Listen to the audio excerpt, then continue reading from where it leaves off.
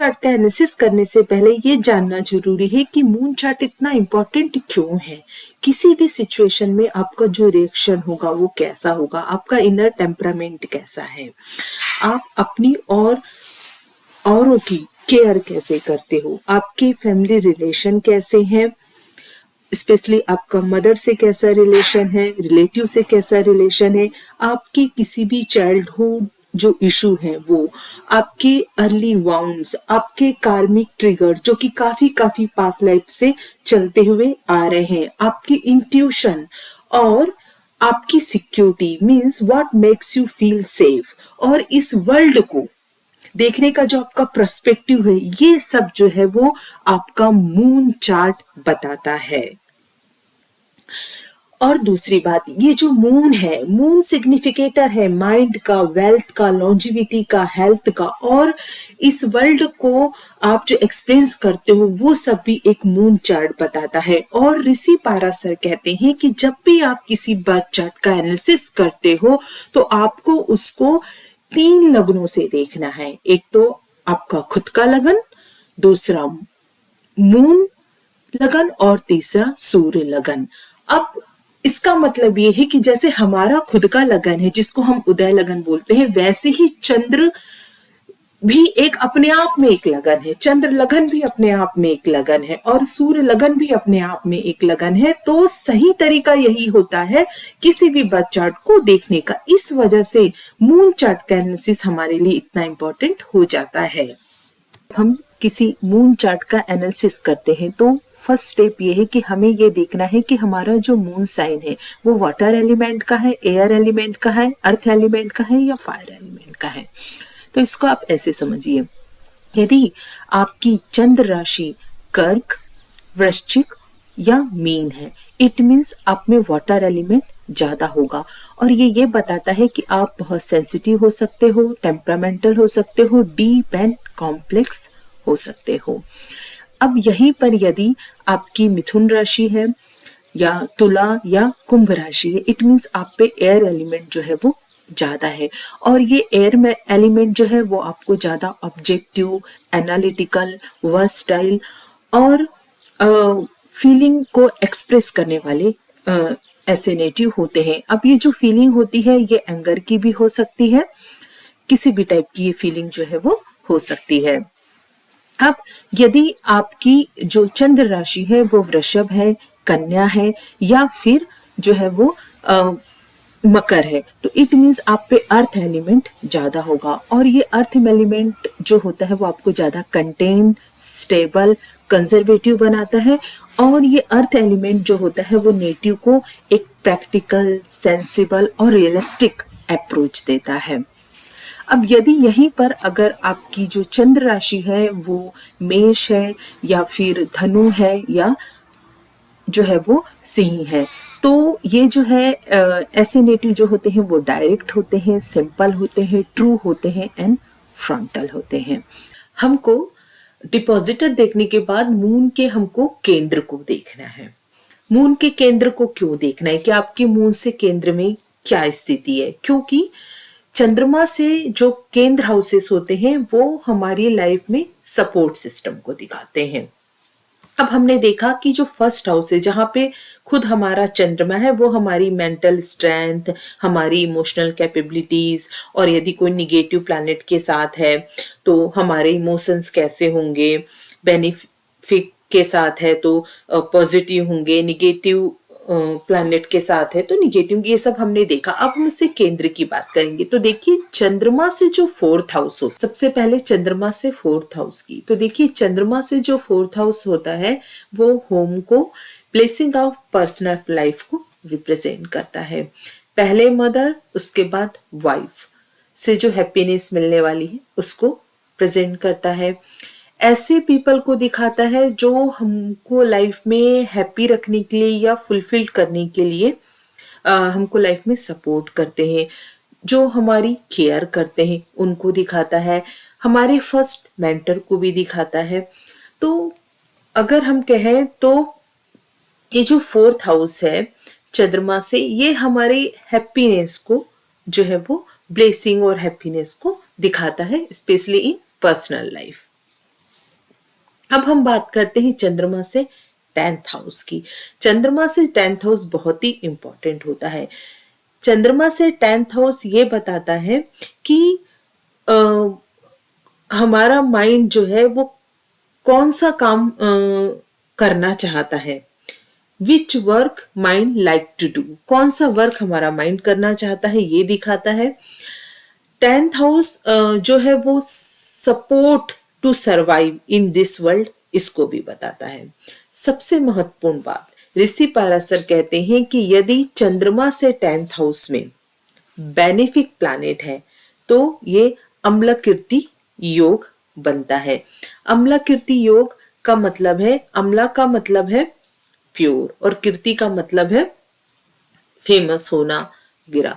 तो यदि चंद्रमा से 10th हाउस में बेनिफिक प्लैनेट है तो अम्लकीर्ति योग बनता है और ये योग जो होता है वो फेम, वेल्थ, नेम सब कुछ देता है। तो चंद्रमा से जो 10th हाउस है वो परफेक्ट हाउस है प्रोफेशन देखने के लिए, क्योंकि चंद्रमा से 10th हाउस में यदि बेनिफिक प्लैनेट है तो वो सिर्फ वेल्थ ही नहीं देता, आपको नेम और फेम सब देता है। तो यदि चंद्रमा से 10th हाउस में कोई बेनिफिक प्लैनेट है तो आपको उससे रिलेटेड ही प्रोफेशन को चूज करना चाहिए। अब हम बात करते हैं चंद्रमा से 7th हाउस की। ये जो 7th हाउस है ये विक्ट्री का हाउस है, जया हाउस है। तो ये हाउस में यदि बेनिफिक प्लैनेट है, चंद्रमा से 7th हाउस में यदि बेनिफिक प्लैनेट है तो ऐसा नेटिव लाइफ में गेन करता है अपनी खुद की ओन इंटेलिजेंस से, प्रोमिनेंट पोजीशन देता है। यदि यहाँ पे कोई बेनिफिक प्लैनेट है चंद्रमा से 7th हाउस में तो ये प्रोमिनेंट पोजीशन देता है लाइफ में। लेकिन याद रखें यहाँ पर बेनिफिक प्लैनेट की बात की गई है। यदि चंद्रमा से 7th हाउस में बेनिफिक प्लैनेट है तो विक्ट्री देता है ओवर अदर्स, और यदि यहाँ पर स्ट्रॉन्ग बेनिफिक प्लैनेट है तो आप बहुत ज्यादा जो पावर है उसको एंजॉय करते हो। चंद्रमा से त्रिकोण हाउसेस की, तो देखिए चंद्रमा से जो त्रिकोण हाउस है वो इंटेलिजेंस को बताते हैं। तो जब चंद्रमा से हम 5th हाउस की बात करते हैं तो चंद्रमा से 5th हाउस ये बताता है कि मनी मेक करने के लिए कितनी इंटेलिजेंस आपके पास है। चंद्रमा से जो 9th हाउस है वो फैमिली ट्रेडिशन से मिली हुई इंटेलिजेंस को बताता है या फैमिली ट्रेडिशन को दिखाता है, नॉलेज या लेसन जो आपको जो फैमिली से मिला हो, और आप अपनी पर्सनल फैमिली लाइफ कितना एंजॉय करते हो ये भी दिखाता है। आप के फैमिली ट्रेडिशन को दिखाता है और जो है वो लक को भी दिखाता है। तो यहाँ पर यदि चंद्रमा से त्रिकोण में यदि मैलेफिक प्लैनेट हो तो ये फिर रिलेशनशिप मेंटेन करने में जो होता है वो ट्रबल देते हैं, क्योंकि ये फैमिली ट्रेडिशन लिनेज को बताता है। तो यदि मैलेफिक प्लैनेट होंगे तो ये आपकी पर्सनालिटी पे इफेक्ट डालते हैं। अब यदि चंद्रमा से 12th हाउस में या चंद्रमा से 2nd हाउस में कोई भी प्लैनेट हो, यहाँ पे इस बात का ध्यान रखना है, यहाँ पर चाहे प्लैनेट मैलेफिक हो या बेनिफिक हो उससे कोई फर्क नहीं पड़ता, वो किस हाउस का मालिक है ये भी नहीं, इससे भी कुछ इफेक्ट नहीं है। लेकिन इसमें क्लियर ये कहा गया है, जैसे कि हमने पहले योगों में क्लियर बोला बेनिफिक प्लैनेट होना चाहिए, यहाँ पर प्लैनेट कोई भी हो सकता है और किसी भी हाउस का मालिक हो सकता है। इस योग में सिर्फ ये देखना है कि चंद्रमा से 12th हाउस में और 2nd हाउस में कोई भी प्लैनेट होनी चाहिए। तो यदि चंद्रमा से 12th हाउस में कोई भी प्लैनेट होता है तो जो है ये अनफा योग जो है वो बनता है। तो अनफा योग जो होता है वो health, happiness, personal thing, beauty, well cultured, इन सब चीजों के लिए अच्छा होता है। और यदि चंद्रमा से 2nd हाउस में प्लैनेट है तो सुनफा योग बनता है। तो सुनफा योग जो होता है वो वेल्थ के लिए बहुत अच्छा होता है, प्रोफेशनल लाइफ के लिए बहुत अच्छा होता है, और ऐसे लोग हार्ड वर्क करके जो है वो किंग के जैसे पोजीशन जो है वो उनको मिलती है। तो इस प्रकार चंद्रमा से 12th और 2nd में 2 योग बताए गए हैं, अनफा और सुनफा योग। और यहाँ पर इस बात का ध्यान रखा जाए कि अनफा योग जो है वो पर्सनल थिंग के लिए अच्छा बताया गया है, और जो सुनफा योग होता है वो वेल्थ के लिए अच्छा बताया गया है। अब यहाँ पर यदि कोई भी प्लैनेट ना हो, चंद्रमा से 2nd में 12th में कोई भी प्लैनेट ना हो, और कोई प्लैनेट जो है वो चंद्रमा को कोई भी प्लैनेट जो है वो एस्पेक्ट भी नहीं करता हो, तो यहाँ पे जो है वो केमद्रुम योग फिर बनता है। लेकिन केमद्रुम योग जो होता है वो ये बताता है, यदि कोई भी प्लैनेट नहीं है तो वो ये बताता है कि ऐसे लोगों को लाइफ में कोई सपोर्ट नहीं मिलता है, और इनको जो उनका जो पाथ होता है वो इनको खुद ही चूज करना पड़ता है, और उसमें अकेले चलना होता है।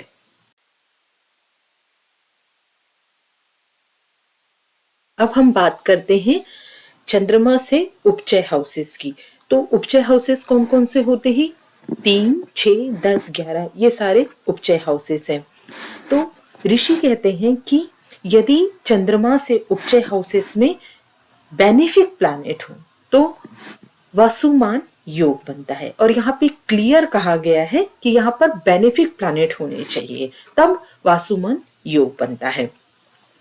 तीसरा हाउस जो होता है, और सारे जो उपचय हाउसेस होते हैं वो अमाउंट ऑफ वेल्थ को बताते हैं। अब यहाँ पर आप देखिए 11th हाउस जो होता है वहां पर बेनिफिक प्लैनेट हो या बेनिफिक प्लैनेट हो, सभी अच्छा रिजल्ट देते हैं। लेकिन यदि 11th हाउस से में वासुमान योग बन की अगर आप बात करें तो बेनिफिक ही प्लैनेट होना चाहिए वहां पे।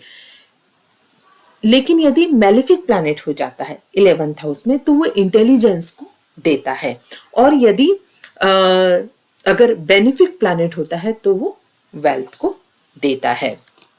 अब आप देखिए 6th हाउस तो बहुत क्रिटिकल होता है, आप जानते हैं लगन से भी 6th हाउस काफी क्रिटिकल होता है। तो चंद्रमा से जो 6th हाउस होता है वो हमारी वीकनेस ऑफ माइंड को दिखाता है।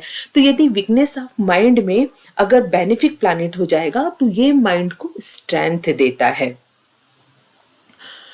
इस वजह से 6th हाउस जो होता है वो बहुत ही इंपॉर्टेंट हो जाता है, वहां पर एक बेनिफिक प्लैनेट का होना, क्योंकि वो हमारी माइंड को स्ट्रॉन्ग कर देता है।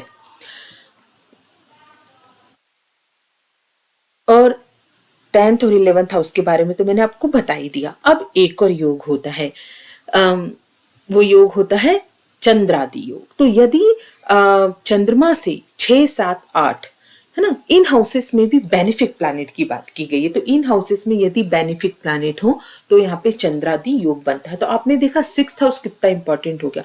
वासुमान योग में भी 6th हाउस इन्वॉल्व है, और चंद्रादि योग में भी 6th हाउस इन्वॉल्व है, उसमें बेनिफिक प्लैनेट का होना बहुत जरूरी है।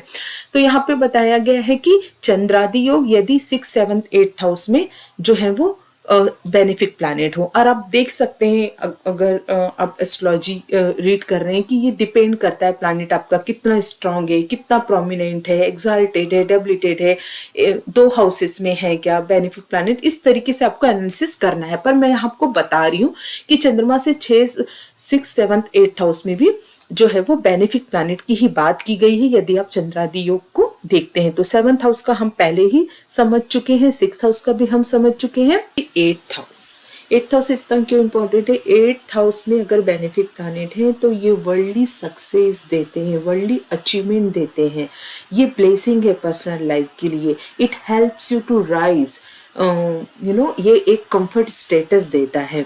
इसलिए चंद्रमा से 8th हाउस भी में भी बेनिफिक प्लैनेट होना चाहिए। तो इस प्रकार से आपको एक मून चार्ट का एनालिसिस करना है। और यदि आप ये फाइंड करते हो कि अरे मेरा चंद्रमा जो है वो सैटर्न के साथ है या मेरे बच्चे का सैटर्न चंद्रमा है, तो आपको ये वीडियो ये इसलिए नहीं है कि आप अपनी वीकनेस को लेकर बैठ जाएं, ये वीडियो इसलिए है कि आप जानें कि मैं ऐसा क्यों करता हूँ, या मेरे किड्स हैं तो वो ऐसा क्यों करते हैं, या मेरे फैमिली मेम्बर ऐसा क्यों करते हैं, और मैं उस पर अब क्या काम कर सकता हूँ। तो आपको जानकर ऐसे अरे ये क्या हो गया करके नहीं सोचना है, आपको अर्जुन की तरह जो है वो युद्ध करना है और लाइफ में आगे बढ़ना है। मेरे साथ जुड़े रहने के लिए, ये वीडियो देखने के लिए आपको प्रेम पूर्वक धन्यवाद। जय श्री राम।